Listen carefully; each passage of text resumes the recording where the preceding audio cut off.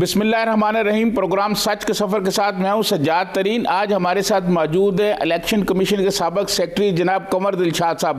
بہت شکریہ سر، آپ نے ٹائم نکالا۔ سر، فیصل واڈا کی نااہلی کے بارے میں ذرا ہمارے ناظرین کو بتائیں گے؟ جناب، فیصل واڈا کا کیس تقریباً 3.5 سال سے مختلف عدالتوں میں زیر سماعت رہا۔ تو لاہور ہائی کورٹ، اس کے بعد اسلام آباد high court, Sindh high court, یہاں ان تمام ہائی کورٹس نے یہ فیصلہ دیا تھا کہ یہ الیکشن کمیشن آف پاکستان جو ہے وہ سپریم کورٹ آف پاکستان کے فیصلوں کی روشنی میں اپنا فیصلہ کریں۔ تو الیکشن کمیشن پاکستان نے ان حالات کو دیکھتے ہوئے تمام ہائی کورٹس کے ججوں کا جو بھی ریمارکس آتے رہے، اس کی روشنی میں انہوں نے سپریم کورٹ آف پاکستان کے وہ تمام فیصلے جو اس نااہلیت کے بارے میں آرٹیکل 62(1)(f) کے تحت یا آرٹیکل 63(1)(c) کے تحت جو بھی مقدمات ان کے زیر سماعت رہے، تو اس کی روشنی میں انہوں نے ایک تاریخی فیصلہ دے دیا، اور جس میں انہوں نے یہ کہا کہ فیصل واڈا صاحب مختلف عدالتوں میں جا کر اس کیس کو طویل دیتے رہے، تاخیری حربے اختیار کرتے رہے، لیکن حقائق جو چھپائے گئے تھے اس پر انہوں نے کوئی بات نہیں کی۔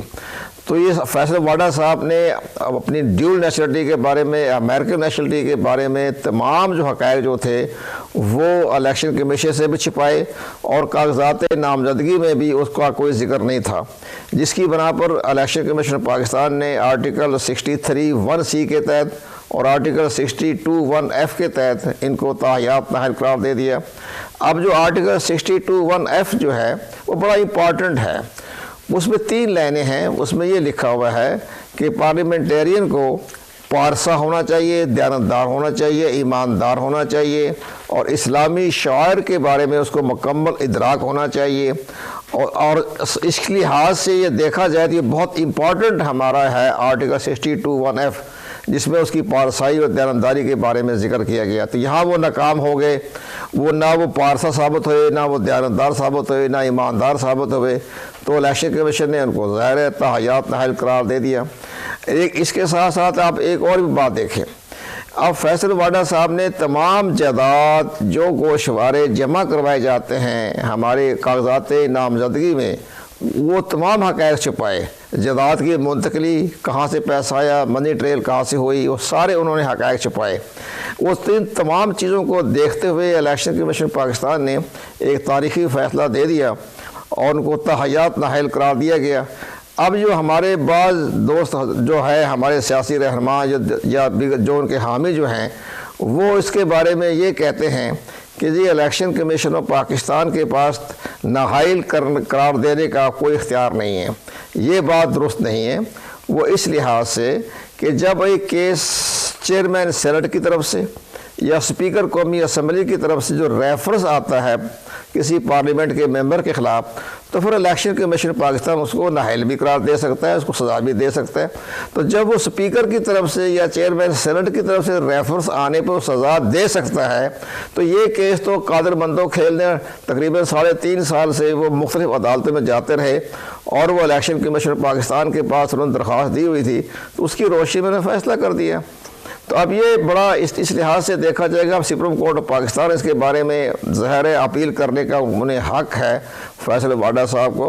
جب اپیل میں وہ جائیں گے تو سارے حقائق سامنے آ جائیں گے، اور یہاں ہمارے جو اب موجودہ چیف جسٹس پاکستان ہیں اپنا عمر عطا بندیال جسٹس صاحب جو ہیں، انہوں نے بڑا تاریخی ریمارکس دیے ہیں۔ انہوں نے کہا جب یہ تاحیات نااہل کیا جاتا ہے کسی شخص کو، تو وہ ہم یہ دیکھتے ہیں کہ اگر وہ معافی مانگتا ہے اور رعایت مانگتا ہے، مرات مانگتا ہے، تو سب سے پہلے اس کو توبہ کرنی پڑے گی، اور توبہ کرنے سے پہلے اعتراف جرم لازمی ہے۔ جب آپ اللہ تعالیٰ سے توبہ مانگتے ہیں، توبہ کرتے ہیں، تو پہلے اپنے اعتراف جرم کرتے ہیں، یہاں مجھ سے یہ غلطی ہو گئی، یہ جرم مجھ پہ ہو گیا، تو رحم و کریم ہے تو معاف کر دے۔ تو اب یہاں بھی اگر فیصل واڈا صاحب جو ہیں وہ اپنا اعتراف جرم کریں کہ جی ہاں مجھ سے غلطی ہو گئی، تو پھر ظاہر ہے سپریم کورٹ آف پاکستان اپنے تمام دیکھتے ہوئے، قانون آئین کو دیکھتے ہوئے سزا 10 سال یا 5 سال بھی کر سکنے کے مجاز ہیں، ان کے پاس اختیارات ہیں، لیکن سب سے پہلے اعتراف جرم لازمی ہے۔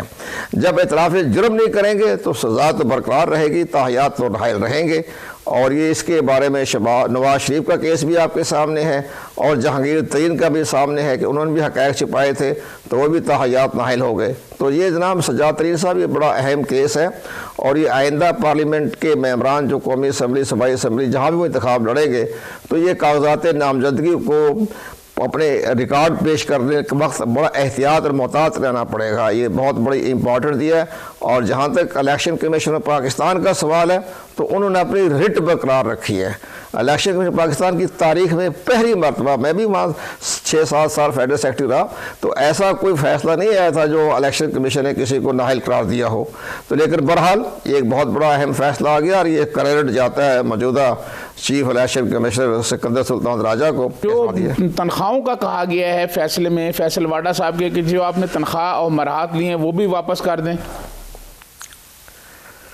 اس میں تو ظاہر ہے کہ انہوں نے یہ کہا کہ جو تمہارا سارا یہ معاملہ غیر آئینی اور غیر قانونی قرار دے دیا تو اپنی تمام جتنے تم نے مراد حاصل کی ہے یہ تو انہوں نے ایک ایکسٹرا ان کو سزا سنا دی. جیسے کہ جسٹس ثاقب نثار صاحب نے اپنے عطا اللہ قاسمی صاحب کو بھی کہا کہ آپ 18-19 کروڑ روپے 11 کروڑ روپے جمع کروا دیں جو تمہاری جو اپائنٹمنٹ تھی وہ غلط تھی. تو اس میں انہوں نے پرویز رشید کو بھی اور فواد جو ہے ان کے principal secretary to prime minister جو تھے ان کو بھی حکم جاری کیا. لیکن ابھی کیس ابھی چل رہا ہے, ابھی تو عدالتوں میں جا رہا ہے. لیکن یہاں ایک بڑی اہم بات ہے, وہ ٹھیک ہے عطا اللہ قاسمی کے بارے میں تو وہ اسٹے پہ اسٹے لیے جا رہے ہیں, کہیں نہ کہیں پتہ نہیں کہاں جا کے بات بنے گی, کہاں کھڑی ہوگی. لیکن یہاں الیکشن کمیشن نے بہت دانشمندی سے فیصلہ کیا.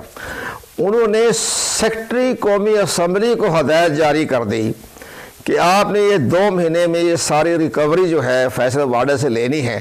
اب اگر سیکرٹری قومی اسمبلی جو ہے وہ اگر یہ الیکشن کمیشن کے احکامات پر عمل درآمد کرنے میں ناکام رہتے ہیں تو پھر election commission of Pakistan secretary قومی اسمبلی کو توہین عدالت کے ذریعے ان کو طلب کر سکتے ہیں کہ تم نے ہمارے حکم کی تعمیل نہیں کی. تو یہاں قومی اسمبلی کا سیکرٹری جو ہے وہ بھی دو راہے پہ کھڑے ہو گئے ہیں. اب انہیں تو ظاہر ہے کہ نوٹس جاری کریں گے فیصل واڈا صاحب کو کہ جناب آپ پورے 2.5-3 سال آپ قومی اسمبلی کے ممبر رہے, وزیر رہے, اب تقریباً 1 سال ہو گیا ہے, یہ سینیٹر بھی رہے, تو یہ تمام اپنے جو ہے اپنے جو بھی تم نے لیے ہیں حکومت پاکستان سے یہ واپس کریں. وہ تو قومی اسمبلی سے لیے نا انہوں نے, ایز اے سینیٹر تنخواہ ملتی ہے سینٹ سے, تو سارا کو ذمہ داری ڈال دی قومی اسمبلی کے سیکرٹری کو. اب قومی اسمبلی کا سیکرٹری دائیں بائیں تو نہیں کر سکتے, ان کو تو حکم ماننا پڑے گا. جبکہ عطا اللہ قاسمی کا کیس میں حکومت پاکستان لے لیا, حکومت پاکستان تو ایک بہت بڑا ادارہ ہے, کہاں سے کہاں لیتے رہیں گے, تو وہ ابھی تک کیس چلتا رہے گا. لیکن یہاں تو ایک شخص کو انہوں نے فوکل پرسن بنا دیا کہ آپ اس کی تمام ریکوری جو ہے اس کو حاصل کر کے ہمیں رپورٹ پیش کریں. تو یہ بھی ایک اچھا قمر دلشاد صاحب, اگر سیکرٹری قومی اسمبلی جو ہے وہ 2 ماہ میں ریکوری نہیں کر سکتے تو کیا پھر الیکشن کمیشن ان کو بلا کے ان کے خلاف بھی کارروائی کر سکتا ہے؟ یہ کر سکتا ہے جناب. الیکشن کمیشن پاکستان کے پاس تو آئین کے آرٹیکل 220 کے تحت وسیع اختیارات ہیں. وہ تو سپیکر قومی اسمبلی سے بھی جواب طلبی کر سکتے ہیں کہ آپ کے سیکرٹری نے ہمارے حکم کی تعمیل نہیں کی. وہ تو بہت اختیارات ہیں نا. آپ آرٹیکل 220 جو ہے وہ تو سپریم کورٹ کے چیف جسٹس کے برابر اختیارات ہیں نا, کہ وہ جس ادارے کو حکم جاری کرے, FI کو جاری کرے, نیب کو حکم جاری کرے, جس کو چاہیں ادارہ حکم جاری کر سکتے ہیں کہ وہ آپ اس پر عمل درآمد کرے. تو یہ جو آپ کو آرٹیکل 220 کے تحت ہی وہ قومی اسمبلی کے سپیکر کو حکم جاری اسی نوٹس میں جاری کیا ہوا ہے نا, جو نوٹس دیا ہے اس میں آرٹیکل 220 کے تحت کہ آپ اس کی تمام ریکوری کر کے ہمیں رپورٹ پیش کریں. تو اب اس کے بارے میں وہ اسٹے لیتے ہیں, کہاں جاتے ہیں. اب آپ فیصل واڈا کے پاس اب 2 آپشن رہ گئے. پہلے جائیں گے کہ جناب مجھے پر نااہل قرار دیا ہے, اس کے بارے میں سپریم کورٹ میں درخواست جمع کرائیں گے, اپیل کریں گے. اور دوسری اپیل کریں گے جناب مجھ سے جو 3.5 سال کا جو ریکوری کر رہے ہیں اس پر بھی ہمیں آپ ریلیف دیں. تو یہ کافی لمبا چوڑا کیس ہو گیا. اور آئندہ جو ہماری پارلیمنٹیرین ہیں ان کو بھی اپنی اوقات کا اندازہ ہو گیا کہ جناب الیکشن کمیشن آف پاکستان جو ہے وہ اگر اپنے صحیح ریٹ پہ کھڑا ہو جائے تو پھر آپ کو کوئی بھاگنے کا راستہ نہیں ملتا. تو یہ بہت بڑا فیصلہ الیکشن کمیشن نے کر دیا. اب آپ یہ دیکھیں, میں خود حیران ہوں کہ ضابطہ اخلاق کی خلاف ورزی پر انہوں نے صوبہ خیبر پختونخوا کی 2 شخصیات کو اپنے اس الیکشن لڑنے سے نااہل قرار دیا. اور ٹھیک ہے, ہماری آنریبل اسلام آباد ہائی کورٹ نے فی الحال اس کو معطل کر دیا الیکشن کمیشن فیصلے کو، لیکن ڈیٹ ڈال دی کہ آپ 14 تاریخ کو پیش ہو جائیں. لیکن معاملہ یہ ہے کہ یہاں بھی الیکشن کمیشن پاکستان نے ضابطۂ اخلاق کی خلاف ورزی پر سخت ایکشن لیا. یہ پہلے کبھی نہیں ہوا، ہمارے زمانے میں بھی نہیں ہوا، اور ریٹرننگ آفیسر نے معاف کر دیا، حالات آگے پیچھے ہو گئے. اب یہ آئندہ انتخابات پر اس کا بڑا گہرا اثر پڑے گا سجاد ترین صاحب. اب الیکشن کمیشن یہ 2018 کا نہیں ہے، یہ الیکشن کمیشن 2021 کا 22 کا الیکشن کمیشن ہے. تو یہ ان حالات کو دیکھتے ہوئے ہمیں یہ نظر آ رہا ہے کہ آئندہ انتخابات میں بڑی شفافیت بھی آ جائے گی، ڈر و خوف بھی ہو جائے گا، اور آئین اور قانون کے مطابق جو ہے وہ الیکشن کرانے پڑیں گے ہماری ریٹرننگ آفیسران کو بھی. اور میں سجاد ترین صاحب، آپ نے بھی سارا کیس دیکھا ہے. الیکشن کمیشن پاکستان نے جو ڈسکے کے بارے میں جو رپورٹ پیش کی اور جس پر انہوں نے ثابت کر دیا کہ بیوروکریسی کی انتخابات میں دھاندلی کیسے کرواتی ہے، تو یہاں انہوں نے بیوروکریسی کے سارے راز جو ہیں وہ اوپن کر دیے کہ جناب یہ ڈراتے ہیں، دھمکاتے ہیں، پریزائڈنگ آفیسروں کو دھمکیاں دیتے ہیں، اور اس کے بعد پولنگ اسٹیشن کے اندر اپنے آدمی بٹھاتے ہیں تاکہ ٹیمپرنگ ہو جائے. یہ ساری چیزیں ڈسکا کی رپورٹ میں آ گئی ہے. تو اور اس کے بعد انہوں نے ظاہر ہے کنٹیمپٹ آف کورٹ بھی لگایا، اس میں سول ایڈمنسٹریشن کے تحت ان کو سزا دینے کے بھی جو ہے وہ بھی حکم جاری کر دیا. یہ ساری چیزیں اسٹیپ بائی اسٹیپ جا رہی ہیں.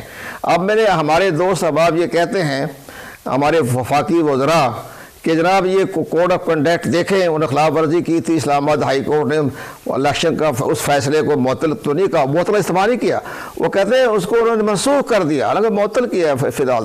تو میں یہاں میں آپ کی وضاحت سے، جیسے آپ نے آج ایک پروگرام میں اکبر اعظم نورتن کا حوالہ دیا، تو میں یہ عرض کرنا چاہتا ہوں کہ بنگلہ دیش میں یہ قانون ہے کہ جس پارٹی نے ضابطۂ اخلاق کی خلاف ورزی کرے تو اس پارٹی کے سربراہ کو جیل بھیج دیا جاتا ہے، اس پارٹی کو کالعدم قرار دیا جا سکتا ہے، یہ سب ضابطۂ اخلاق کی خلاف ورزی پر. یہ بنگلہ دیش میں قانون ہے. تو ہمارے وزراء کو چاہیے ذرا پڑھا لکھا کرے، ہر وقت ٹی وی بیٹھ کر باتیں بنایا کریں. قمر دل شاہ صاحب، یہاں وقت ہوا بریک کا، بریک سے واپس آئیں گے تو مزید گفتگو جاری رکھیں.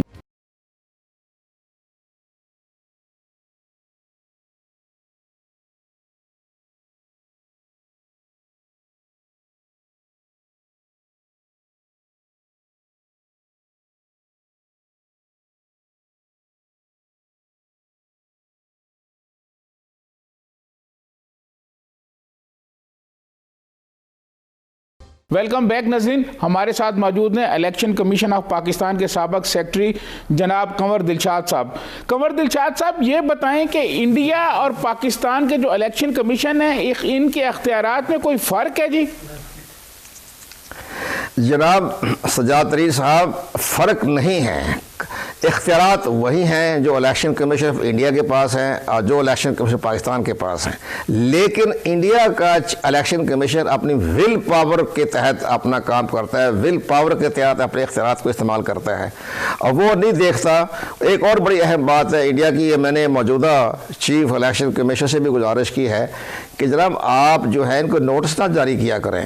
نوٹس جاری کرنا ہوتا ہے عدالتوں کا، آپ انڈین پالیسی اختیار کریں. انڈیا میں کہتے ہیں تو ایڈمنسٹریٹو فیصلہ ہے، ہم نے عدالتوں کا نہیں کرنا. وہاں وکیل نہیں پیش ہو سکتا، جس کے خلاف جو کیس درج ہوتا ہے اس کو وکیل پیش کرنے کی اجازت نہیں ہے، وہ خود پیش ہوں. جیسے اسٹیبلشمنٹ سیکرٹری کے سامنے کوئی بیوروکریٹ جب سزا یا کے بارے میں جب پیش ہوتا ہے چارج شیٹ کے بار، تو وہ اپنا خود ہی کیس لڑتا ہے نا، وہ کسی وکیل کو تو لے کے نہیں جاتا. اسی طرح یہ معاملہ، یہ اگر آئندہ بھی پالیسی کوشش کریں گے ہم آپ کی وساطت سے الیکشن کمیشن کو مائل کرنے کی کہ جناب آپ ایڈمنسٹریٹو فیصلے کریں جیسے اب انہوں نے فیصلے کیے ہیں. تو اب یہ معاملہ، یہ اختیارات تو وہی ہیں جو الیکشن کمیشن پاکستان کے پاس ہے، وہ انڈیا کے پاس بھی ہے، لیکن وہ اپنی ول پاور میں استعمال کرتے ہیں، اور وہ ایک فیصلہ وہ 15 دن میں 20 دن میں ختم کر دیتے ہیں. کوئی ان کے بارے میں نوٹس جاری کرنے کی وہاں روایت نہیں ہے. تو یہاں یہ معاملہ ہے، دیکھو فیصلہ واڈا صاحب نے مذاق کیا، آپ حیران ہوں گے، آپ نے بھی تمام ان کی کارروائی دیکھے. جب بھی آیا پیش نہیں ہوئے، وکلا پیش نہیں ہوئے، اور مذاق اڑاتے رہے، تضحیق کرتے رہے اور آنکھ مچولی کرتے رہے. لیکن اگر انڈین الیکشن کمیشن ہوتا تو پہلے دن ہی فارغ کر دیتا. لیکن یہ معاملہ اس لحاظ سے بڑا امپورٹنٹ ہے کہ اب آئندہ step by step election commission جو ہے اپنے اختیارات کو استعمال کرے اور ایڈمنسٹریٹو اختیار کرے. جب میری انڈیا کے چیف الیکشن کمیشنر سے سب سے ملاقات ہوئی، جتنے بھی الیکشن کمیشنر انڈیا کے آتے رہے، تو انہوں نے کہا جی آپ کی نظام میں خرابی یہ ہے کہ آپ جب اس کو بلاتے ہیں پولیٹیکل پارٹی کے یا پارلیمنٹیرین کو تو اس کو وکیل پیش کرنے کی اجازت کیوں دیتے ہیں آپ عدالتی کارروائی نہ کریں, آپ ایڈمنسٹریٹو فیصلہ کریں, اس کے بعد وہ ہائی کورٹ جائے, سپریم کورٹ جائے, جہاں مرضی جائے.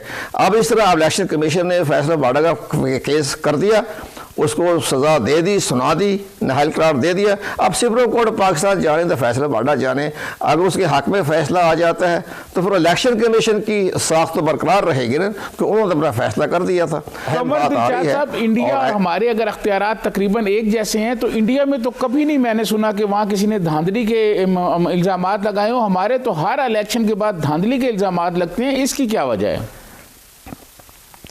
اس کی وجہ یہ ہے کہ ہمارا جو پولیٹیکل سسٹم بہت کمزور ہے, نہ ہونے کے برابر ہے. ہمارے سیاسی جماعتیں ڈرائنگ روم تک محدود رہتی ہیں. انڈیا میں اوپن تمام سیاسی جماعتیں اوپن ہیں, چھوٹی جماعت ہو, بڑی ہو, نیشنلسٹ پارٹی ہو, وہ اوپن جاتے ہیں اور باقاعدہ ان کے ریلی ہوتی ہے, باقاعدہ الیکشن ہوتے ہیں, پارٹی کے اندر الیکشن ہوتے ہیں, انٹرا پارٹی الیکشن ہوتا ہے. اور جو پارلیمانی بورڈ جو ہے وہ جو کسی کو ٹکٹ دیتا ہے اس میں یہ شرط ہے کہ اس ممبر نے اس یونین کونسل میں اس کانسٹیٹوئنسیز میں 5 سال کام کیا ہو, تب جا کے اس کو ٹکٹ دیا جاتا ہے. یہ اپنے اس کانسٹیٹوئنسیز کی رائے لے کر دیا جاتا ہے. یہاں تو رات کے اندھیرے میں آپ کسی پارٹی میں جائیں, نیکسٹ ڈے دوسری پارٹی میں جا کے اس کا پگڑی باندھ لیں یا گلے میں مفلر لے کے کھڑے ہو جائیں, تو نہ تو ان کو شرم آتی ہے جو پارٹی جوائن کرتے ہیں نیکسٹ, اور نہ پارٹی کو شامل کرنے والے چیئرمین کو شرم آتی ہے کہ کل تو یہ دوسری پارٹی میں تھا, آج یہ میرے پاس کھڑا ہو گیا, آ کے مفلر لیا اور چل پڑا. تو یہ ہمارا سسٹم خراب ہے. اور جب وہ کامیاب نہیں ہوتے, آپ اپنے حلقوں میں کامیاب نہیں ہوتے, تو پھر وہ دھاندلی کا الزام لگا دیتے ہیں کہ جناب دھاندلی ہو گئی, گڑبڑ ہو گئی. پھر وہ اشارے کرتے ہیں, جی ہمیں تو اوپر سے اشارے آ گیا, آسمانی مخلوق تھی, زمینی مخلوق تھی, اس طرح کی باتیں کرتے ہیں. پہلے پولیٹیکل سسٹم ہمارا بہت کمزور ہے. جب تک انٹرا پارٹی الیکشن صحیح معنوں میں نہیں ہو جاتا, اس وقت تک یہ سسٹم ہمارا چلتا رہے گا. کوئی سسٹم بھی لے آئیں, انہوں نے دھاندلی کا الزام تو لگانا ہے, اپنی شکست تو تسلیم نہیں کرنی. تو یہ معاملات ہیں جو کہ ہماری پارٹی کا سسٹم کمزور ہے. سینٹ کے الیکشن میں جو پیسے استعمال ہوتے ہیں, اس کو کیسے روکا جائے؟ اس کے بارے میں آپ کی بات درست ہے. اس پہ ہم نے بھی بڑا کوشش کرتے رہے, ہم نے بھی تجاویزیں دیتے رہے. یہ عمران خان کا یہ پوائنٹ آف ویو درست تھا کہ اس کے بارے میں کوئی نہ کوئی قانون سازی کی جائے. لیکن قانون سازی کرنے کا طریقہ جو تھا, عمران خان صاحب کی پارٹی کے جو انتہائی جو اکبر اعظم کی تو مثال نہیں دے سکتے, تو بڑے قابل ترین تھے نورتن, لیکن یہ جو لوگ ہیں ان کے ناحائل ان کے ایڈوائزر ہیں, اور ان کے جو آئینی اور قانونی ماہرین ہیں, یا تو وہ عمران خان کو دھوکے میں رکھتے ہیں, یا عمران خان کو حقیقت نہیں بیان کرتے, یا وہ اپنا مطلب صاف کرتے ہیں. ان میں ایک ایسے بھی ایڈوائزر ہیں جس پہ جو ہر حکومت میں ہوتے ہیں, اپنی رائے دیتے رہتے ہیں. تو یہ جناب سینٹ کا جو انہوں نے جب کیس آیا تو سپریم کورٹ آف پاکستان میں ریفرنس بھیجنے کی کیا ضرورت تھی؟ الیکشن کمیشن پاکستان سے کہتے ہیں جناب اس کو کوئی راستہ نکالیں, اور تمام سیاسی جماعتیں اس پر متفق تھی کہ کوئی نہ کوئی قانون سازی کر لیں. لیکن وہ قانون سازی کرتے وقت وہ ایسی طریقے سے اس کو پیچیدہ مسئلہ بنا دیا کہ وہ عمران خان کا جو ویژن تھا یہ ناکام ہو گیا. لیکن عمران خان کا یہ بات درست ہے, ہم بھی چاہتے ہیں, آپ بھی چاہتے ہیں کہ کوئی ایسا کوئی راستہ نکالا جائے کہ سینٹ میں جو ہے یہ اس کا کوئی جو کرپشن ہوتی ہے یا دھاندلی ہوتی ہے یا اربوں کروڑوں روپے کی جو تقسیم ہوتا ہے, اس کا راستہ جائے. اس کے لیے کوئی قانون سازی تمام سیاسی جماعتوں کے بیٹھ کے کوئی نہ کوئی قانون سازی کر لینی چاہیے. قمر دلشاد صاحب, یہاں وقت ہوا بریک کا, بریک سے واپس آئیں گے تو مزید گفتگو جاری رکھیں گے.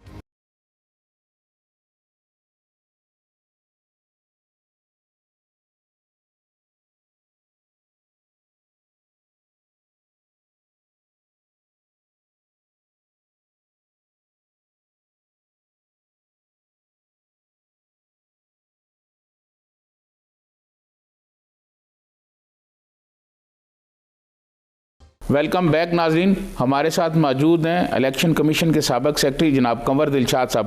قمر دلشاد صاحب, ہمارے الیکشن کمیشن کے پاس ایک فارن فنڈنگ کیس بھی پڑا ہوا ہے, اس کے بارے میں آپ کی کیا رائے ہے؟ یہ فارن فنڈنگ کیس جو ہے یہ بہت امپورٹنٹ ہے, بڑا نازک حساس ترین کیس ہے یہ, اور یہ تقریباً یہ عمران خان صاحب کو صحیح معنوں میں اب تو ادراک ان کو ہو گیا ہوگا سیکورٹی کمیٹی کی رپورٹ آنے کے بعد. پہلے ان کو یہ تاثر دیا گیا کہ یہ جناب یہ تو ایک چارٹرڈ اکاؤنٹنٹ کی رپورٹ ہے، الیکشن کمیشن کے پاکستان کے پاس تو اختیارات ہی نہیں ہیں، تو وہ اس طریقے سے اس کیس کو وہ طویل کرتے رہے۔ لیکن اب جب اس کی رپورٹ آ گئی اسکروٹنی کمیٹی کی، یہ بہت حساس ترین، نازک ترین اور بڑا، اس کے جو فیصلہ جو آنا ہے اس سے پاکستان کی سیاسی تاریخ ہی بدل جائے گی۔ اب جس انداز سے الیکشن کمیشن پاکستان اپنی آزادانہ حیثیت کے تحت یہ کام فیصلے کر رہا ہے، تو ہمیں نظر آ رہا ہے کہ وہ تمام میرٹ کو دیکھتے ہوئے وہ اس کو فیصلہ کریں گے۔ لیکن ہم آپ کی وساطت سے پرائم منسٹر صاحب کو یہ بتانا چاہتے ہیں کہ جناب یہ ایک عدالت کا طریقہ کار ہوتا ہے۔ عدالت کا طریقہ کار یہ ہوتا ہے کہ جو زیادہ تاخیر حربے اختیار کرے، کیس کو التوا کرائے، تو اس کا مطلب یہ ہے کہ وہ کمزور وکٹ پہ کھڑا ہے اور اس کے فیصلہ اس کے خلاف ہی آتا ہے۔ اب یہ 7 سال سے یہ مقدمہ الیکشن کمیشن میں چل رہا ہے، جس میں 3.5-4 سال تو تحریک انصاف کے اس وقت کے ایڈوائزروں نے یا ماہرین نے وہ مختلف عدالتوں سے سٹے لیتے رہے، جس کی بنا پہ یہ کیس چلنے نہیں دیا۔ پھر اسکروٹنی کمیٹی آئی، اس پہ سٹے لیتے رہے۔ اب اسکروٹنی کمیٹی آئی تو کتنا ان کا انتہائی طور پر ان کے نالائق ترین جو قانونی ماہرین نے کیا کہا، انہوں نے کہا جناب یہ اسٹیٹ بینک آف پاکستان کی جو رپورٹ آئی ہے اس کو آپ سیکرٹ کر دیں۔ آپ بتائیے کہ جناب ایک حکمران جماعت کا ایک وکیل یا ان کے نمائندے یہ کہیں کہ جناب یہ سیکرٹ ہے، اس کو آپ اوپن نہ ہونے دیں، تو یہاں تھوڑی سی کمزوری کا تو احساس ہو جاتا ہے نا۔ لیکن وہ اسکروٹنی کمیٹی نے بھی یہ سفارش کر دی کہ جناب وہ بھی کسی کا معاملہ ہوگا، کیسے ہو گیا ہوگا، انہوں نے سفارش کر دی کہ جناب جو اسٹیٹ بینک کے جو 8 جلدیں ہیں، 8 جلدیں، اس کو آپ اوپن نہ کریں۔ تو پھر الیکشن کمیشن آف پاکستان اس کو ریجیکٹ کر دیا، اسکروٹنی کمیٹی کی سفارشات کو انہوں نے اوپن کر دیا۔ وہ رپورٹ میرے پاس بھی ہے اور اکبر بابر کے پاس بھی ہے، سب کے پاس رپورٹیں پہنچ چکی ہیں۔ وہ بہت اہمیت کی حامل ہے، بڑی وہ جو سیکرٹ رپورٹ جو ہے وہ اوپن کر دی گئی ہے، تو ان کے وکلاء کے پاس جواب دینے کے لیے کافی محنت کرنی پڑے گی۔ انور منصور صاحب بڑے انتہائی قابل ترین رہے ہیں اپنے زمانے میں اٹارنی جنرل، تو وہ تحریک انصاف کا کیس لڑ رہے ہیں۔ ادھر سے ایس اکبر بابر صاحب ہیں، وہ بھی جد و جہد کر رہے ہیں، انہوں نے بڑی محنت کے ساتھ ایک سیاسی پارٹی کو آئینہ دکھا دیا۔ یعنی ایس اکبر بابر صاحب کو یہ دینا چاہیے کنٹریبیوشن کہ انہوں نے تمام سیاسی جماعتوں کو آئینہ دکھایا۔ اب جو فرق حبیب صاحب نے بڑا اچھا کیا، انہوں نے پیپل پارٹی اور مسلم لیگ نواز کی جو پارٹیاں ان کے فنڈ کو بھی چیلنج کر دیا۔ تو اب اگر ایک طرف اگر تحریک انصاف کا فیصلہ آتا ہے تو اس کے چند مہینے کے بعد ان دونوں پارٹیوں کے بارے میں بھی فیصلہ سامنے آ جائے گا، تو ایک بہت اچھا راستہ کھل گیا ہے سیاسی جماعتوں کے لیے۔ لیکن بہرحال مسئلہ نازک ہے، انتہائی ہے، اور الیکشن کمیشن پاکستان نے یہ محسوس دیکھ لیا، ریکارڈ سب کے سامنے آ گیا ہے کہ اگر یہ ممنوع فنڈنگ جو ہے وہ الیکشن کمیشن سیکشن 204 یعنی الیکشن ایکٹ 2017 کا سیکشن 204 اور 209 210 اس کے تحت اس کو ضبط کر لیتا ہے ممنوع فنڈنگ کو، تو ہمارے جو عمران خان کے صاحب کے جو ایڈوائزر ہیں نا، وہ بڑے ہنستے مسکراتے رہتے ہیں کہ جی فنڈ ہے، ممنوع ہے، ضبط ہو جائے گا تو کیا فرق پڑے گا۔ تو آپ کو احساس نہیں ہے کہ جس پارٹی کا ممنوع فنڈ ضبط ہو جاتا ہے تو اس پارٹی کی رجسٹریشن سوالیہ نشان بن جاتی ہے۔ اور اس پر الیکشن کمیشن کا جو سیکشن 200 الیکشن ایکٹ کا جو سیکشن 215 ہے وہ واضح طور پر کہتا ہے کہ اگر کسی سیاسی جماعت کی جو انہوں نے اثاثے جمع کرائے ہیں الیکشن کمیشن پاکستان میں، اپنی پارٹی کے فنڈ جمع کرائے ہیں، اگر وہ مسترد کر دیتا ہے الیکشن کمیشن پاکستان ممنوع فنڈنگ کے حوالے سے، تو اس پارٹی کا سمبل واپس لیا جا سکتا ہے اور اس پارٹی کی رجسٹریشن تحلیل کی جا سکتی ہے۔ پاکستان میں شفاف الیکشن کا مطالبہ کرنے والی جو پولیٹیکل جماعتیں ہیں، ان کے اندر جب الیکشن ہوتے ہیں وہ تو راتوں رات ایک دفتر میں بیٹھ کے الیکشن تیار کرتے ہیں اور جا کے الیکشن کمیشن میں جمع کرا دیتے ہیں کہ فلاں صدر، فلاں سیکٹری اور فلاں عہدیدار بن گئے ہیں۔ اس کے بارے میں کیا کہیں گے آپ؟ ان کی نیت میں بڑا فطور ہے شروع سے ہی۔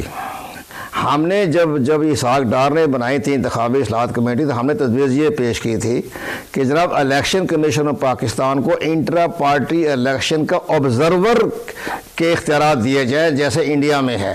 انڈیا میں جب انٹرا پارٹی الیکشن ہوتے ہیں تو الیکشن کمیشن آف انڈیا کے آبزرور وہاں موجود ہوتے ہیں، اور اس آبزرور کی رپورٹ کی روشنی میں وہ پارٹی رجسٹرڈ ہوتی ہے یا اس انٹرا پارٹی الیکشن کو تسلیم کیا جاتا ہے۔ یہاں تو انہوں نے اس قانون سازی نہیں ہونے دی۔ اب جو انہوں نے 48 یا 50 قانون سازی کرنے چاہے ہمارے انتخابی اصلاحات کے نام سے اس میں اس کا ذکر نہیں تھا کہ جناب ہم اس میں انٹرا پارٹی الیکشن میں الیکشن کمیشن پاکستان کو اختیار دیجیے، الیکشن کمیشن پاکستان کو انٹرا پارٹی الیکشن کے آبزرور کا اختیار دے دیجیے، تو سارے الیکشن بالکل ٹھیک ہو جائیں گے۔ اور ساتھ یہ بھی کہیں کہ جناب جو آدمی پارٹی کا الیکشن لڑ رہا ہے وہ تقریباً ایک عہدے پر دو دفعہ زیادہ نہیں ہونا چاہیے، تیسری مرتبہ نہیں ہونا چاہیے، تاکہ موروثی سیاست ختم ہو جائے۔ وہ بھی انہوں نے پاس نہیں ہونے دیا، وہ بھی قانون سازی نہیں ہونے دی۔ تو یہ ساری چیزیں ہیں، لیکن چلیں ان کو موروثی کے طور پر جو مرضی کرتے رہے، لیکن کم از کم انٹرا پارٹی الیکشن تو الیکشن کمیشن آف پاکستان کی نگرانی میں ہونے چاہیے نا۔ یہ قمر دلشاد صاحب یہ بتائیے گا کہ اسحاق ڈار صاحب نے خط لکھا ہے، ان کا خط منظر عام پر آیا ہے کہ میرا جو وہ حلف ہے وہ ویڈیو لنک کے ذریعے لے لیا جائے یا ہائی کمیشن لے لے، اس کی کیا قانونی پوزیشن ہے؟ اسحاق ڈار صاحب نے یہ اچھا نہیں کیا۔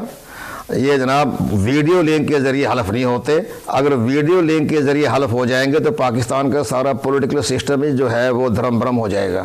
پھر جتنے بھی ہمارے جرائم پیشہ لوگ ہیں پاکستان سے بھاگ گئے انڈیا، وہاں جا کے جی ہم تو اب باقاعدہ ویڈیو لنک کے ذریعے قومی اسمبلی میں تقریر کرنا چاہتے ہیں یا سینٹ میں تقریر کرنا چاہتے ہیں، صوبائی اسمبلی میں۔ یہ اسحاق ڈار کا صاحب کا پوائنٹ درست نہیں ہے، اور اس لیے آج سے یہ چیئرمین سینٹ کو بھی، الیکشن کمیشن پاکستان کو بھی اس کے بارے میں بڑا اہم فیصلہ کرنا پڑے گا۔ الیکشن کمیشن پاکستان تو اس معاملے میں نہیں آئے گا، وہ حلف تو لیتا ہے چیئرمین سینٹ تو، لیکن بہرحال یہ معاملہ ہے کہ یہ سارے اسحاق ڈار صاحب کا یہ موقف درست نہیں ہے کہ ویڈیو کو جب تک آپ پاکستان میں آئیں، اگر آپ نے جرم کیا تو 6 مہینے جیل سے آپ آ جائیں حلف لینے کے لیے، کوئی حرج نہیں، وہ آ سکتے ہیں۔ وہ چینل کا چیئرمین جو ہے وہ پروڈکشن آرڈر جاری کر دے گا، آپ جا کے حلف لے لیں۔